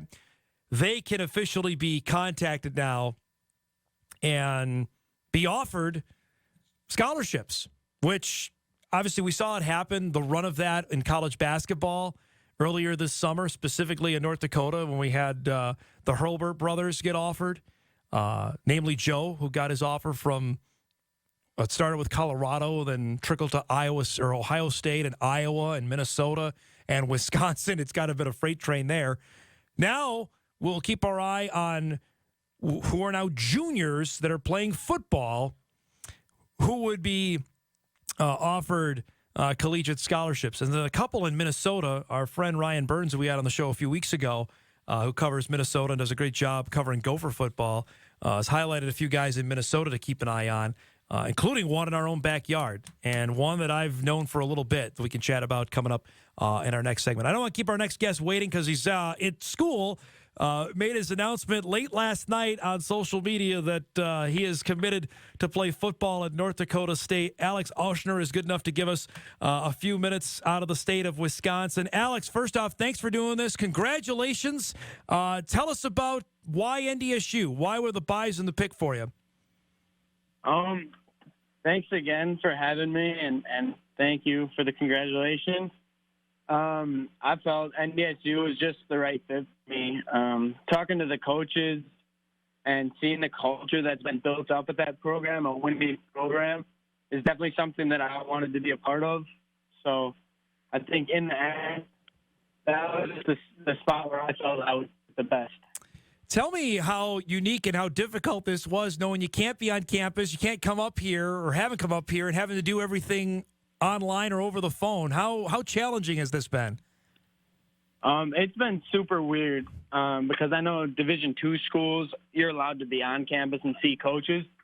But being at the Division I program, you're up there and you can't do anything with coaches or meet anything. But I think they did an amazing job reaching out to me when they could, having great conversations over the phone or over Zoom, and being able to connect with them that way and see things virtually. It was challenging, definitely, but just them being able to reach out and show that much interest in me just made me feel special. Alex Auschner joining us from Waukesha, Wisconsin, verbally committed to play football at NDSU late last night. Describe your kind of game. Where do you see yourself fitting in the college game? What position do you see yourself playing? So in high school, I play both ways. I play a slot receiver, a little bit of running back, and then I played safety as a sophomore, and I played cornerback last year. So I think I'm going to be somewhere on the defensive side of the ball, but anywhere where I can get on the field is a spot for me. For those that don't know, can you tell us, Alex, what's going on with your high school football? Are you playing right away? Has it been delayed, or what's going on with your high school football season? We actually got delayed, so starting September 7th, we'll be able to have our first practices. So it was back probably a month or so than the original start date. But, I mean, we've got practice the 7th on Labor Day, and then from then on out, we've got an exhibition game and a shortened season. So it's going to be 8 games or 7 games and then only a 2-round playoff. Okay. When you've seen other states like Minnesota or North Dakota playing, and specifically North Dakota, because obviously Minnesota's not, when you've seen other states going on and starting on time, what has that been like? Has it been just like, why can't we go out and play? Yeah, it's kind of disappointing from our standpoint because not only me, but pretty much everyone in the state of Wisconsin is just ready to rock and roll, ready to get on the field. And to be able to see that it got pushed back right away, it was kind of crushing. But I guess we all figured out that in the long run, it's probably the best because at least we get to have a season. At least we're able to play this fall. So now this is over and done with. What has it been like here the last 12 hours for you? It's been crazy. Yeah. And I mean, having the calls with the coaches was just surreal. Pretty much everything I dreamed of. Something I've been wanting since I was a little kid. So it's been crazy, and knowing that I made this decision, kind of the world has been lifted off of my shoulders, and it's just been a great feeling, very relieving. Before I let you go, when did you get a sense, or when did you realize that Division I football was in your future? You could play D1 football. Was there a moment last year, or was it through this recruiting process that kind of validated that for you? It's a funny question. Honestly, it took me a while. Yeah. I had a coach come up to me, and in front of my whole team, he told me that I was too small and I would never play Division I football. And I kind of had that fire burning in my heart throughout this whole process. I was like, I want to prove this guy wrong. And throughout the process, it started just with D2 and D3 schools, and then North Dakota State finally gave me that opportunity to play Division I football. Well, congratulations, my man. Thanks for making time for us, especially at school. Be well, be safe. Good luck this year, and we'll look forward to seeing you here this time next year, okay? Thank you. This was awesome. Thanks for having me. Alex Oshner from Waukesha, Wisconsin. He is the 11th commit for North Dakota State for the class of 2021. We'll have more on him later tonight on our news on WDAY, and check it out at inforum.com. That's good stuff there. You like that, being told too small.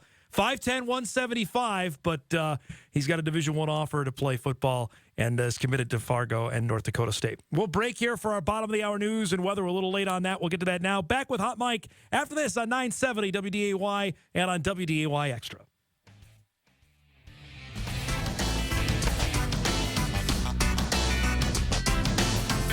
Locally owned. News Talk 970 WDAY AM and 93.1 FM. The news leader. This is Jenna Webster for WDAY News. This morning, a Fargo woman is seriously hurt after crashing her motorcycle in Valley City. North Dakota Highway Patrol says the crash happened Saturday afternoon. 42-year-old Melissa Banish of Fargo was driving downhill while heading eastbound on I-94 when she didn't make a curve in the road. Her Harley-Davidson ran off the road and overturned in the median where she came to a stop. WDAY learned Banish was not wearing a helmet.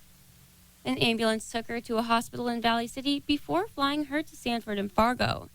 The crash is under investigation. And a reminder to Moorhead small business owners, August 31st, which is today, is the deadline to apply for the Moorhead Cares Business Relief Grant Program. You must have 20 or fewer employees to qualify. Mayor Jonathan Judd says more than 150 businesses have already applied. You can find more information to apply at moorheadcares.com. This morning, the Boiler Room in downtown Fargo says it will be open for business as usual. The restaurant closed early yesterday after finding out several employees were exposed to someone with COVID-19. The restaurant's management says those people will be taking time off to await test results. If you plan on eating there, they recommend calling for reservations as staff is now limited. And Main Avenue near downtown Fargo could be completely open by this Labor Day weekend. WDAY has learned the construction that's taken the whole summer to complete is a month and a half ahead of schedule. The original completion date was in mid-October, but now it'll be done by Saturday. Workers just need to get street lights up and do some underground fiber optic work for the traffic signals. That was your news update. I'm Jenna Webster. WDAY Storm Tracker Weather is brought to you by Lakeland General Store on the corner of Highways 34 and 59 Dunvilla and online at lakelandgeneralstore.com. WDAY Storm Tracker Weather. Mostly sunny out there for your Monday, just breezy. A good healthy wind out of the west-northwest at 15 to 30 miles an hour. Pushing in some cooler air and keeping our temperatures sub 70. We're looking at 69 for an afternoon high. Overnight tonight, partly cloudy and cool. Low down to 51 degrees, and the wind turns around to the southwest. Tomorrow, that wind picks up out of the south-southwest at about 15 to 30 miles an hour with some stronger gusts. That's going to push in some warmer air, and the first day of September will top off at 77. under a mostly sunny to partly cloudy sky. Still windy on Wednesday, mostly sunny and 78. We're down to 68 on Thursday and 70s into the weekend. I'm Storm Tracker meteorologist Lydia Bloom for WDAY. Hot Mic. When severe weather strikes, think about your safety. Think WDAY Storm Tracker. Count on the experience of John Wheeler and the Storm Tracker team to be there before, during, and after the storm. With the most comprehensive coverage in the region, with up-to-date weather alerts on TV, on radio, online, and on the Storm Tracker app. Turn to the area's most experienced weather team. Turn to the only name that matters, Storm Tracker. It's the final days of the Ford Summer Sales Event. Time's running out to buy America's best-selling brand with our best deals of the summer. Get great offers across the Ford lineup. Shop online or in person. But hurry while selection is best. The Ford Summer Sales Event ends September 7th. For a limited time, get $4,500 total cash on Fusion. That's $4,500 total cash. Only at your local Northland Ford dealers. On the next Tamron Hall, good advice you won't want to turn down. Megan Murphy, the so-called hack queen, is confident she can make all of our lives better. I'll talk with her. And a wardrobe reset? Why one style expert says dumping our loungewear will make us feel an emotional boost. And after 10 million people watch this YouTuber cover her dark eye circles with an unexpected ingredient, a new beauty brand was born. We put it to the test. All of that and more next Tamron Hall. Weekdays at 2 p.m. on WDAY, WDAZ.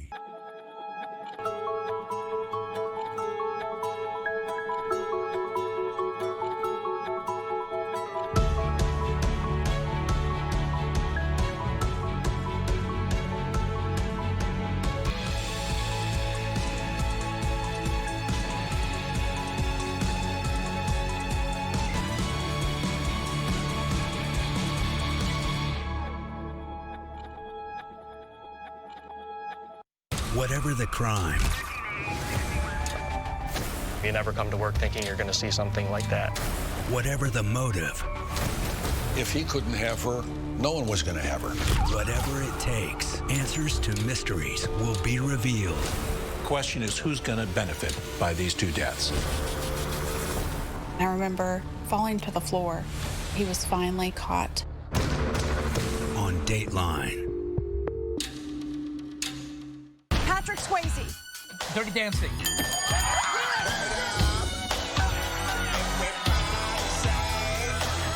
I'm going to set the opening bid. Party. Confetti. Store Bullseye. Target. This is a show where every word counts. Oh, really? Yeah. Wild Dog. Whoa.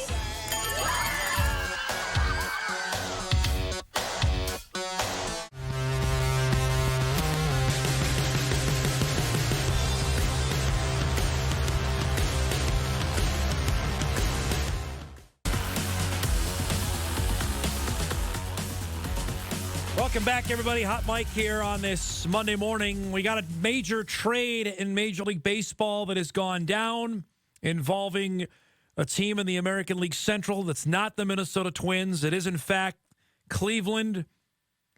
And Mike Clevenger on his way out, going to San Diego. Here we go. Slam Diego, Marlon. They're making moves. They already made two big ones over the weekend. I love the Padres are going all in here. Never apologize, San Diego. They're not. They're going for it. And they just picked up an outstanding right-handed pitcher here. Clevenger's going to San Diego. This is a monster haul here. Matt Strom's name not here, by the way. So for West Fargo fans curious, Strom, who was part of a big deal a few years ago, obviously went from Kansas City to San Diego. Padres aren't giving him him up. Apparently, right-handed pitcher Cal Quantrill, left fielder Josh Naylor, catcher Austin Hedges, shortstop Gabriel Arias, left-handed pitcher Joey Cantillo, shortstop Owen Miller. That's part of this deal. Cleveland's getting 6 players for 1. 6 for Clevenger. That tells you what they think of him, clearly, but also, holy cow. San Diego is all in. They just gave up 6 guys, some major leaguers and a few minor leaguers here, that's according to ESPN's Jeff Passan as part of this trade. As I said earlier off the top of the show, the Major League Baseball trade deadline is later today. And there you go. 6 guys going from San Diego to Cleveland to get Clevenger, who is uber talented. I know I'm not saying anything the Twins fans don't know. They've seen him pitch up close here over the last couple of years with the long locks, and he's really, really good. And now the Padres are positioned here to do something as we start September in this shortened season. You know what? I love it. Like Marlon said, don't apologize. They're going for it here right now.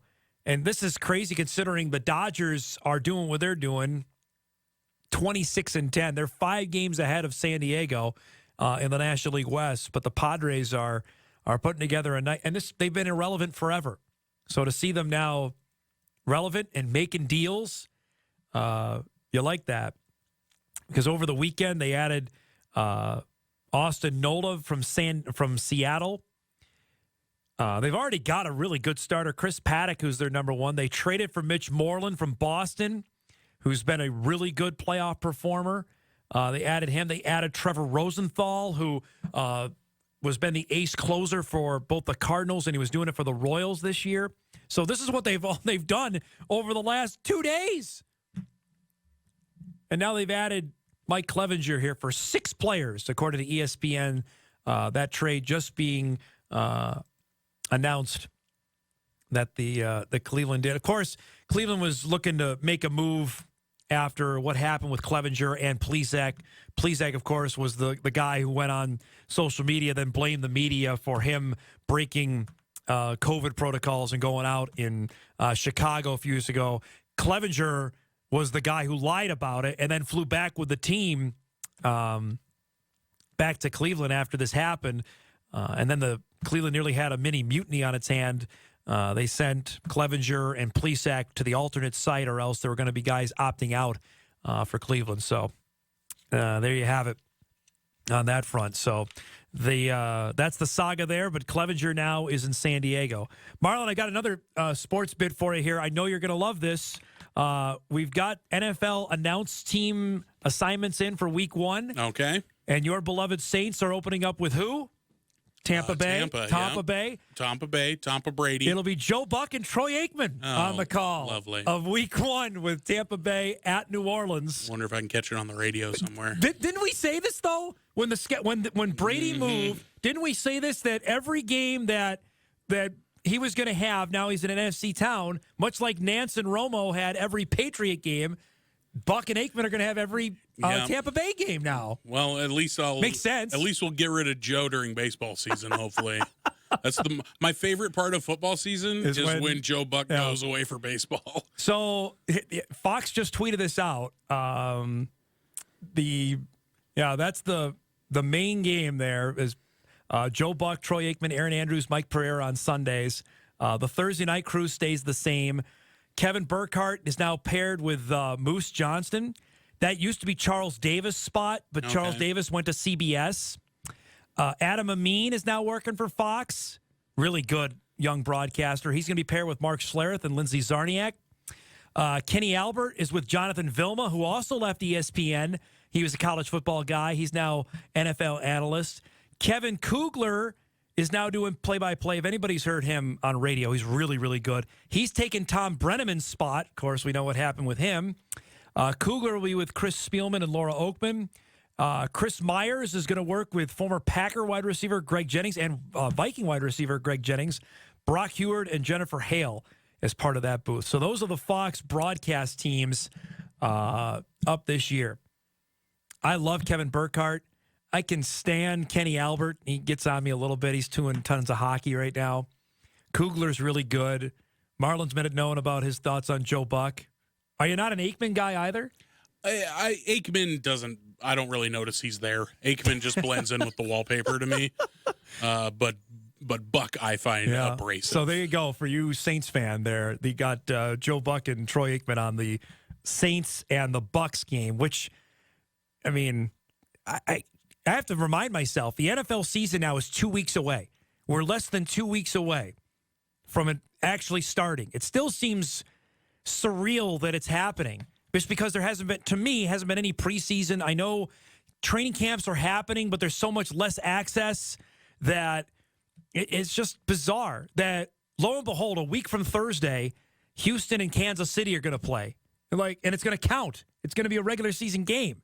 It just still seems so odd to me that that's going to happen. It just doesn't seem like it doesn't seem like training camp of the preseason has happened just because it's been so different this year. But yet, as we told you last week on the show, they've done all this testing. They have had no players test positive for COVID during this whole last 4 to 5 week stretch in the NFL. It's been remarkable on that front. I teased this earlier before we had Alex on the show that tomorrow will be the first date that high school football prospects can be contacted for the class of 2022. These are guys that are just starting their junior year of high school.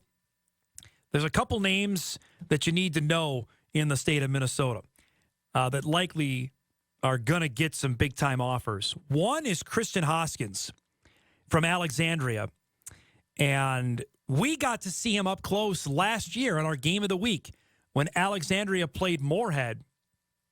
Hoskins, as a freshman, was part of Alex's 4x1 state champion relay team.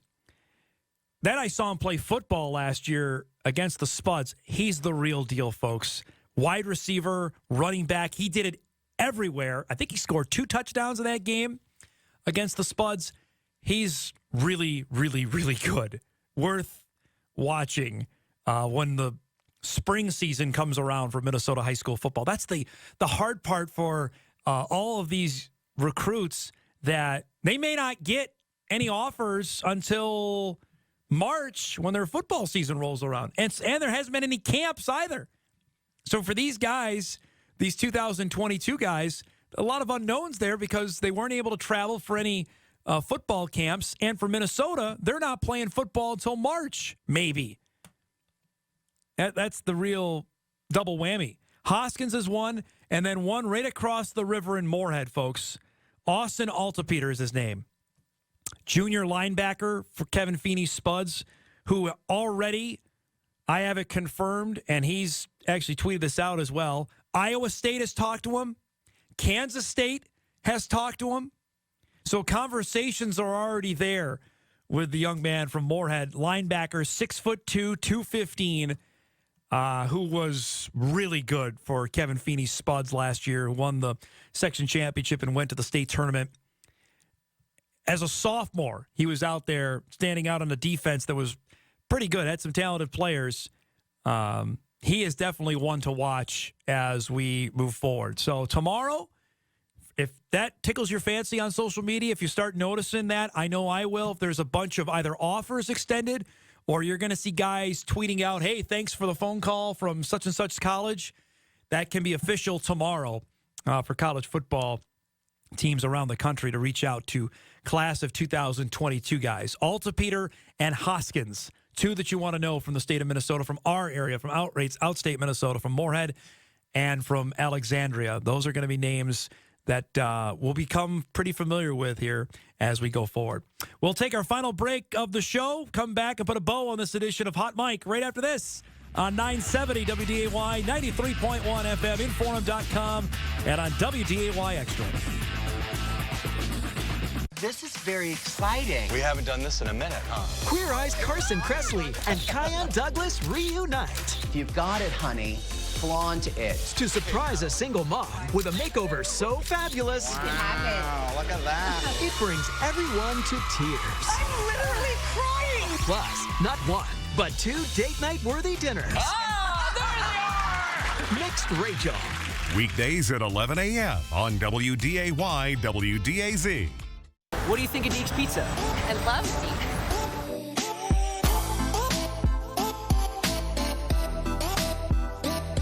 I love Deek's Pizza. Oh, we love Deke. Oh, it's the best pizza in town. Deek's Pizza is my favorite. It's the best pizza around, man. I can't get enough of it. What do you think about Deek's Pizza? Deek's Pizza? That's the best pizza in North Dakota. That's nice.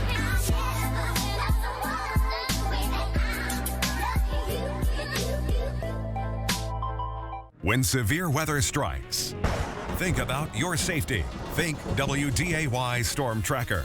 Count on the experience of John Wheeler and the Storm Tracker team to be there before, during, and after the storm. With the most comprehensive coverage in the region, with up-to-date weather alerts on TV, on radio, online, and on the Storm Tracker app. Turn to the area's most experienced weather team. Turn to the only name that matters, Storm Tracker. It takes a team to bring the story home every day. It takes a leader to build a legacy of trust. As the only locally owned news station in the region, we're there for you at every turn. We're your neighbors, telling the stories that matter because your community is our community. So when you need to reconnect, remember that we're working every day, just like you. Trying to make a better tomorrow. WDAY News, the only locally owned news station in the region.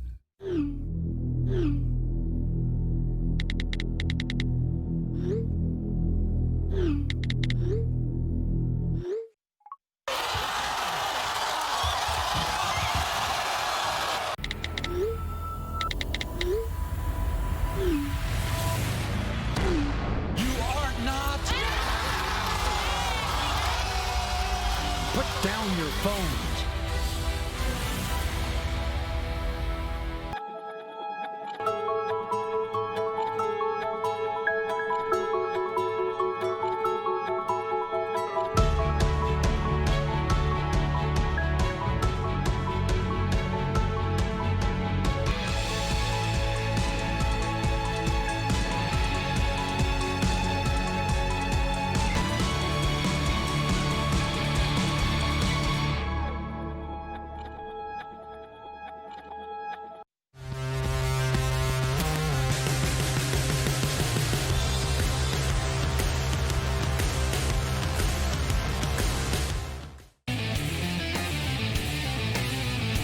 Just a couple minutes left here on our Monday edition of the show. Thanks, everybody, for hopping on board today. It's been a entertaining way to start the week.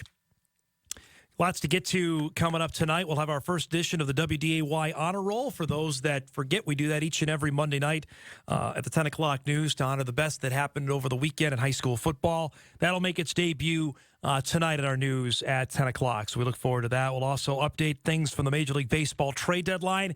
We'll see if the Twins are able to pull the trigger. They got between now and 3 o'clock if they want to make a move. They've lost 5 games in a row.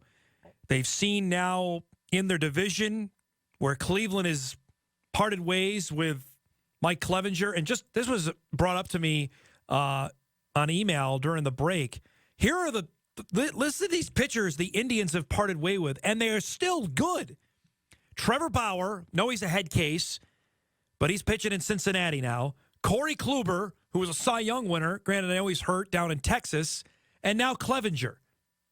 And they are still contending in the American League Central. Tells you how good of a farm system that they've had in Cleveland over the past few years. They could give up each of those guys and yet still be in contention every single year.